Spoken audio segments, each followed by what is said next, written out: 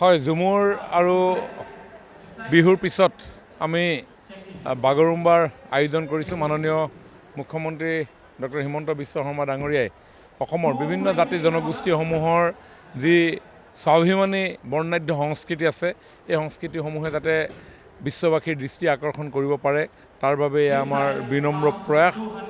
বড়ো জনগোষ্ঠীৰ এটা অতি স্বাভিমানী তেখেতসকলৰ বৰ্ণাঢ্য সংস্কৃতি হৈছে বাগৰুম্বা। বড়ো সমাজৰ বিশিষ্ট দল সংগঠন সাংস্কৃতিক ক্ষেত্ৰৰ লগত জড়িত বিশেষজ্ঞসকলৰ লগত আলাপ আলোচনা কৰি নৃত্যৰ এটা আৰ্হি আমি প্ৰস্তুত কৰি উলিয়াইছিলোঁ।